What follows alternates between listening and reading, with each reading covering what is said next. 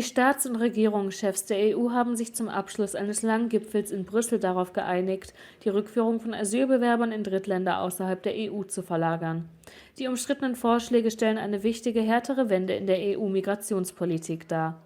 Die EU-Länder wollen sich vor allem auf die Abschiebung von Asylbewerbern konzentrieren, deren Anträge abgelehnt wurden. One of the main discussion points was a common approach to returns. Today, we see that all those who have no right to stay in the European Union, only 20% of those who have a return decision really are returned to their countries of origin.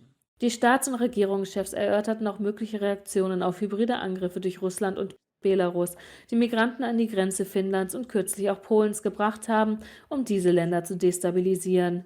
Der polnische Ministerpräsident Donald Tusk hat als Reaktion auf das Vorgehen von Belarus vorgeschlagen, das Recht auf Asyl, einen Eckpfeiler des internationalen Flüchtlingsrechts, auszusetzen.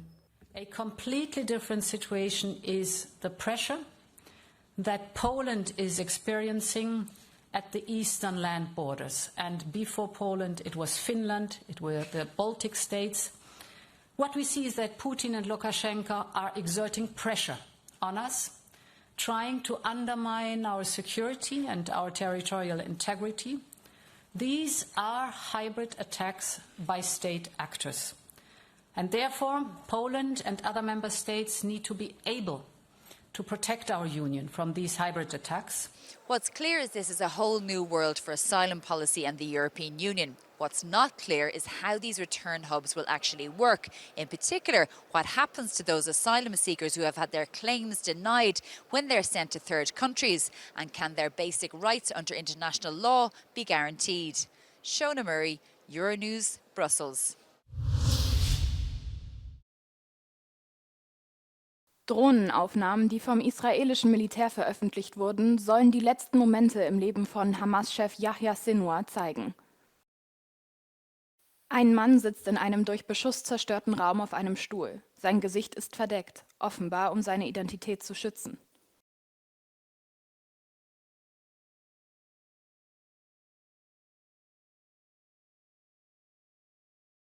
Als die Drohne näher kommt, greift der Mann nach einem Stock und wirft ihn in Richtung Drohne.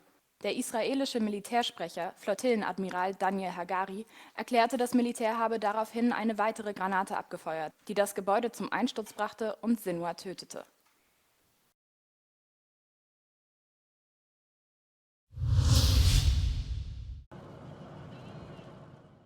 Eine endgültige Entscheidung steht noch aus, doch die Anhörung diese Woche wird entscheidend für den Open-Arms-Prozess gegen Matteo Salvini, den Vorsitzenden der rechtspopulistischen Liga. Die italienische Staatsanwaltschaft hat eine Haftstrafe von 6 Jahren gefordert. Salvinis Anwältin Giulia Bongiorno wird ihr Schlussplädoyer halten und Salvinis Unschuld beteuern. Vor einigen Tagen veranstalteten Mitglieder der Patrioten für Europa in Pontida eine Kundgebung, um Salvini zu unterstützen. Seine Anhänger haben Unterschriften gesammelt und eine Gruppe von Liga-Mitarbeitern plant, am Freitag in Palermo auf die Straße zu gehen, um ihre Unterstützung zu zeigen. Wir haben mit einer dieser Unterstützerinnen gesprochen. Abbiamo deciso di accompagnarlo perché riteniamo che il processo sia un processo politico e quindi come partito politico riteniamo di far vedere agli italiani che il partito sostiene il nostro segretario federale Matteo Salvini e soprattutto far capire come spesso la magistratura strumentalizzi alcuni episodi a fini esclusivamente politici.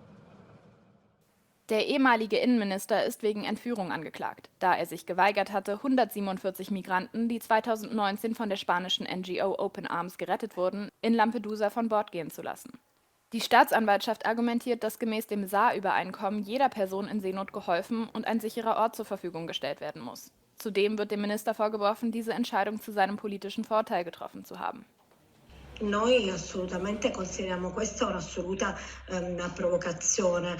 Noi pensiamo esattamente che Matteo Salvini ha esercitato un potere da ministro degli interni, un potere politico, tra l'altro condiviso dalle altre parti politiche che erano al governo con lui, quindi l'assistenza è stata data, i minori sono stati sbarcati, quindi si vuole fare un processo al partito.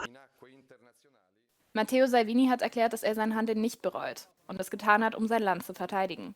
Bei einer Verurteilung könnte er von einer Ausübung eines Regierungsamtes ausgeschlossen werden. Es könnte jedoch einige Zeit in Anspruch nehmen, bis dies wirksam wird, da der Vorsitzende der Liga die Möglichkeit hat, gegen die Entscheidung des Richters Berufung einzulegen.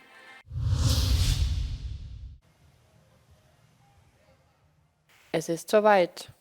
Der US-Präsident Joe Biden besucht Berlin. Eigentlich wollte er bereits in der vergangenen Woche nach Deutschland reisen, wurde aber vom Hurrikan Milton abgehalten. Auch der Ukraine-Gipfel in Rammstein wurde verschoben. Wird Bidens Besuch die Ukraine der NATO-Mitgliedschaft näher bringen? I mean, I'd be surprised if anything that fundamental was announced after this meeting. I think this meeting is more symbolic. I think it's for Biden to sort of underscore again how important support for Ukraine is, how important the U.S.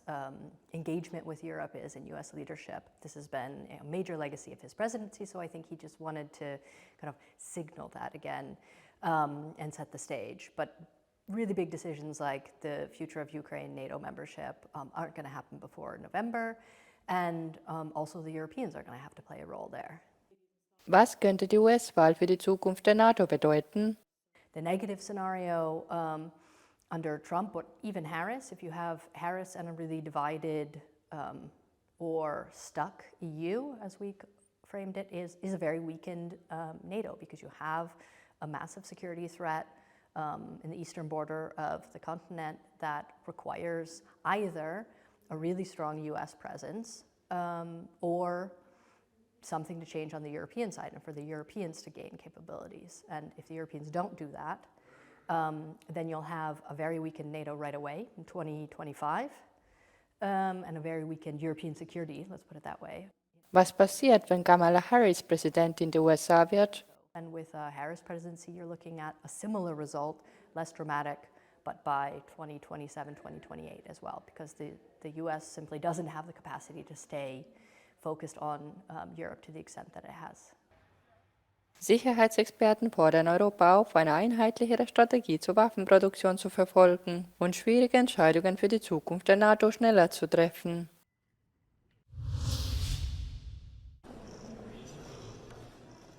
Die Einigkeit der NATO-Mitglieder ist für die Ukraine sehr wichtig, betonte der ukrainische Präsident Volodymyr Zelensky nach einem Treffen mit dem NATO-Chef Mark Rutte. Zelensky hat den westlichen Verbündeten der Ukraine seinen Siegesplan vorgestellt, der Russland dazu bewegen soll, den Krieg durch Verhandlungen zu beenden. Dem Plan zufolge soll die Ukraine schon während des russischen Angriffskrieges NATO-Mitglied werden. Die Zustimmung des Westens ist jedoch eher unwahrscheinlich.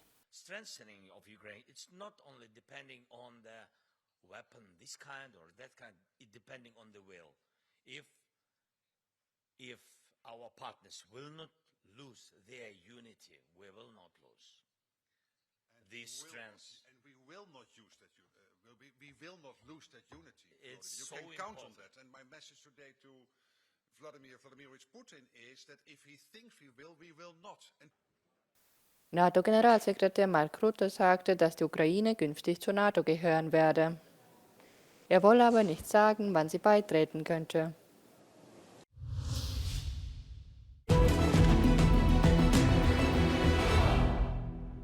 %84 of Ukrainians want their country to be a member of NATO. 2.5 years into the full-scale invasion, and the level of this support is not just stable, it's only growing. Ukrainians understand that if they were at NATO, Russia would not have invaded, first in 2014 and then in 2022. NATO repeatedly talked about its open door policy towards Ukraine, but it did not go beyond that. So even if NATO doors remain open, Ukraine has not been able to enter them. NATO has declared Ukraine will join its ranks and its path to the alliance is irreversible. But it has said Kyiv cannot join while at war and declined to put a timeline on membership. Kyiv, on the other hand, insists that Ukraine needs NATO to finish and win the war.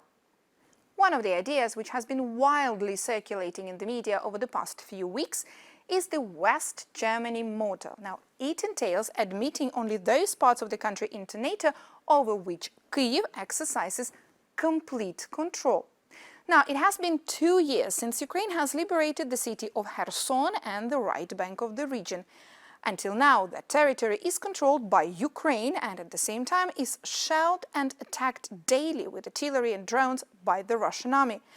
Where would this demarcation line be in Kherson region? There is no Ukrainian wall in Ukraine to have a clear understanding of a possible demarcation line, while even Lviv, the city in western Ukraine, less than 100 kilometers from the border with Poland and with NATO, is being attacked by Russia.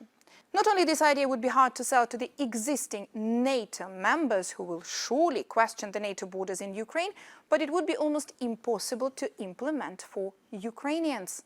Firstly, due to the legal limitations. This would require changes in the constitution, which cannot be made during the martial law. Secondly, 2.5 years into the full-scale invasion, almost every Ukrainian family has someone at the front lines. Many lost their loved ones. Many are waiting for their family members to come back from Russian captivity. It will be very hard for Zelensky to tell these people that some of the territories will be protected by NATO, but others won't be. And Volodymyr Zelensky knows it very well. He knows that in this case, the hardest and the most complicated, if not impossible, negotiations he can face will not be with NATO or the US. It will be with the people he represents.